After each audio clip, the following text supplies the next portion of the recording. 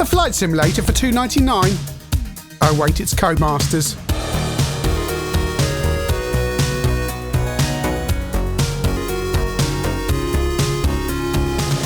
Yes, it's the era of Codemasters sticking the words simulator and things and advanced and arcade into the titles of their games. For it is, of course, 1989, and today's game on ChinnyVision is Arcade Flight Simulator.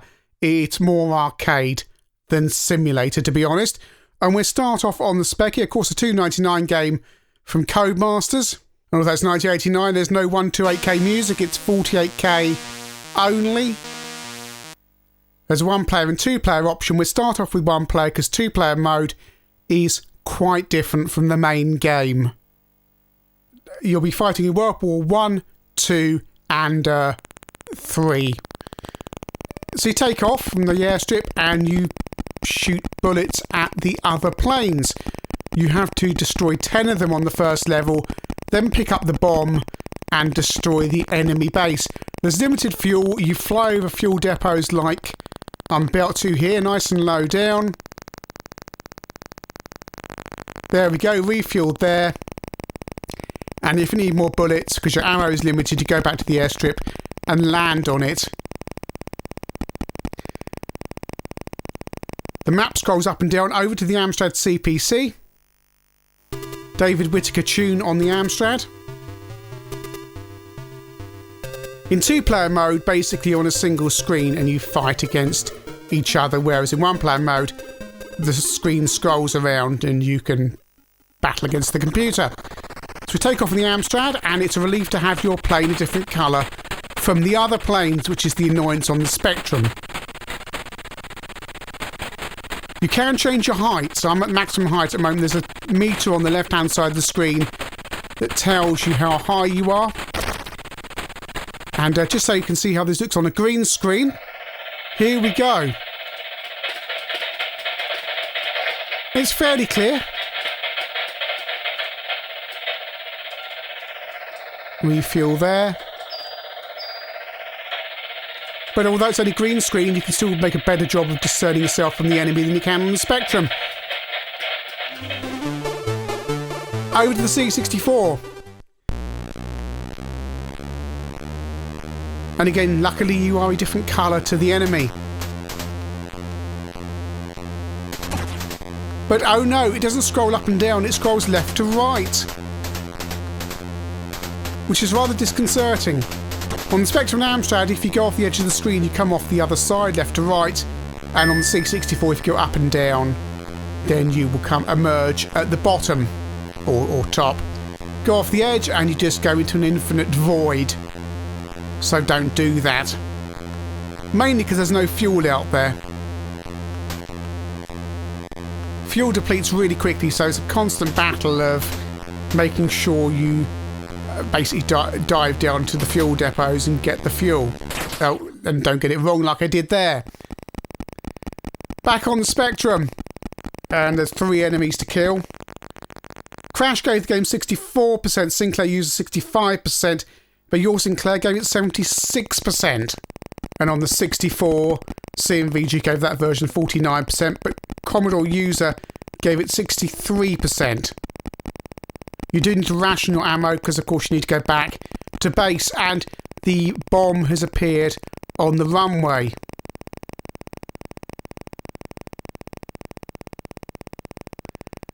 So circle round, dive down, get some fuel. Failed that up. You do need to be low enough without hitting the obstacles around you. Line up on the runway, down we go. There we go, we've got the bomb, and now we go off to find the enemy base. On level 1, there's only 1 base to bomb. Level 2, there's 2 bases. Level 3, where you can guess the rest. But each time, to get each bomb, you need to destroy 10 enemy planes. So it's 10 enemy planes on level 1, then 20 on level 2, and 30 on level 3. There's base, right, I'm going to circle around, get this right.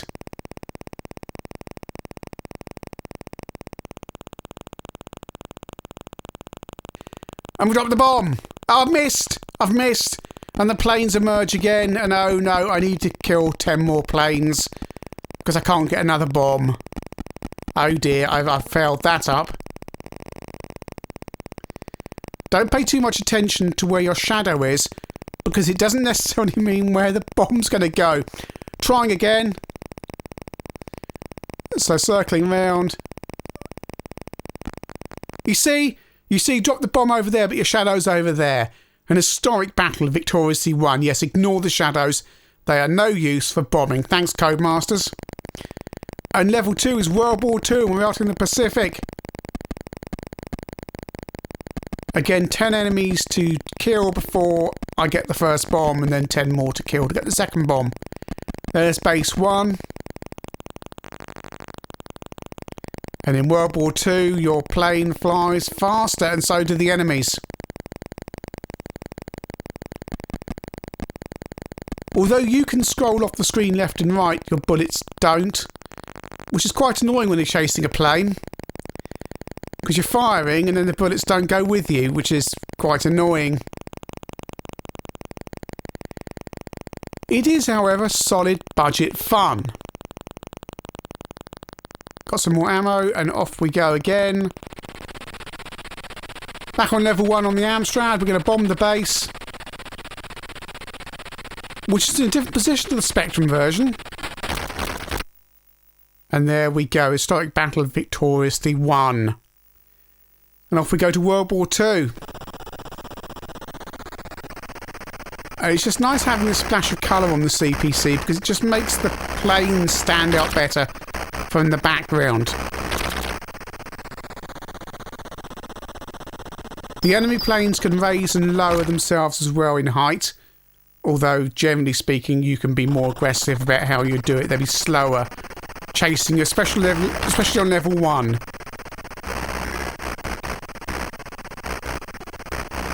The levels are, however, quite small, especially on the 64. I need to pick up the bomb on the 64, and I seemingly cannot. Down as low as I can go, still not picking it up. No, right, okay, I've hit the ground, so I'm as low as I can go, but I can't pick the bomb up. Let's try again. Low as I can go, still not picking the bomb up. Crashed into a hedge. So, let's go around, circle around and pass over the bomb again.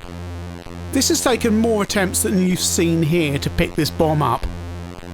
It should just be, according to the instructions, swoop over it and that should be it.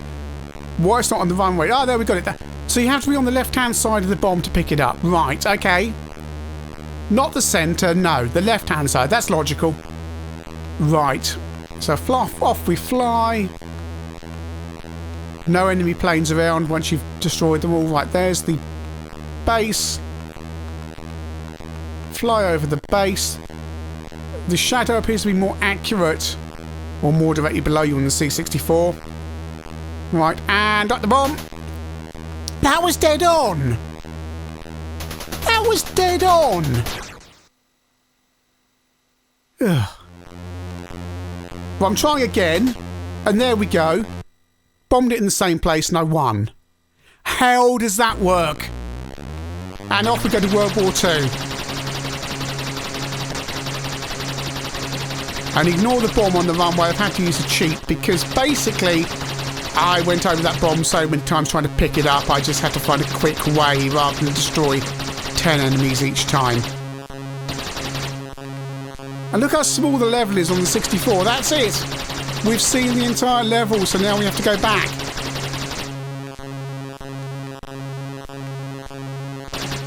Oh dear, right. It's a very small level on the 64. Back to the Spectrum. Tried to pick up some fuel there and failed.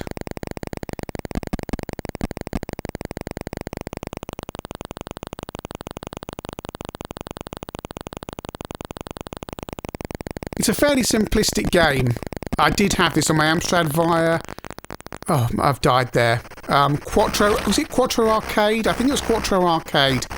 I got this on. So you'd paid 70 odd pence for the game, which didn't seem too bad. really. Although it wasn't a game I played an awful lot. Let's pick up the bomb on the Amstrad. And we're going to go and bomb the final base.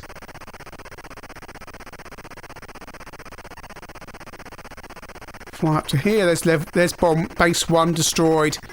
And now I've got to destroy base 2. Get this right. There we go. I wasn't even dead on and I still won. And now we're in World War III, which apparently is in Africa, according to the instructions. And now we're in jet fighters.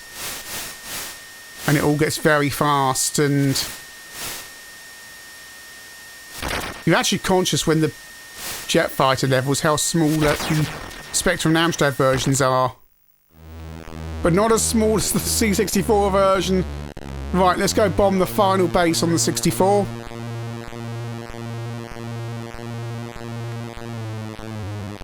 Right, let's get this right.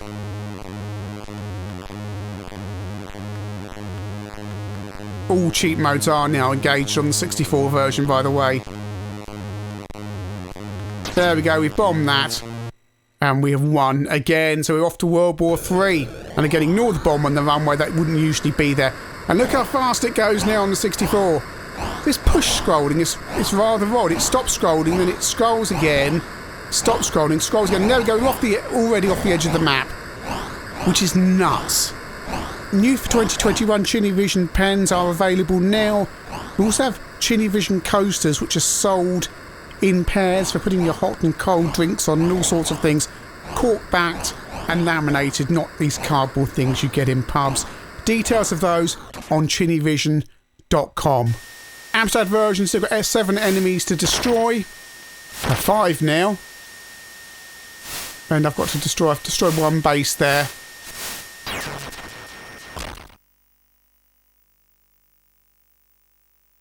You have to destroy 30 enemies basically to win on level 3. On the 64, bombing the final base, and there we go. Now on the Spectrum and CPC, that's the end of the game, but on the C64 it loops around again to level 1. This is what 2-player looks like on the 64 there. It's a single non-scrolling screen with both sprites on it, and that's the same on the Amstrad as well. And I did used to play this against my mate, and we had limited fun playing it, but there was no longevity there at all. It was fly around a bit, shoot each other, and then go and play something else. Arcade Flight Simulator, it's a bit of fun for $2.99. You can't really say much more than that. All 3 versions are competently programmed. I'd argue the levels are just a little bit small on the Spectrum and CPC, and actually very, very small on the 64. Couldn't they have just extended them out a bit, just make them a bit bigger? Especially when you've got the faster jets in World War III. Gameplay is essentially the same, barring from the scrolling direction, and enjoyment is the same in all these versions. I'd single out the Spectrum version for just being a little bit too difficult to discern yourself from the enemies, but it's the usual Spectrum colour palette problem thing, which gives the edge to the CPC with a 4-colour mode where you can actually see who you are and who the enemy is. 64 version does that slightly strange stop scrolling and then scroll again, but I guess they thought that was a good idea. Not too sure about that. Plays well though, but the levels, as I say, are just a little bit too small. Overall, I think the magazine score was just a little bit too harsh, considering this game cost just $2.99. Are there hours and hours of gameplay here? No. But there is a quick blast, and there's a novelty at least of a 2-player mode on a budget game. It is, however, definitely not a flight simulator.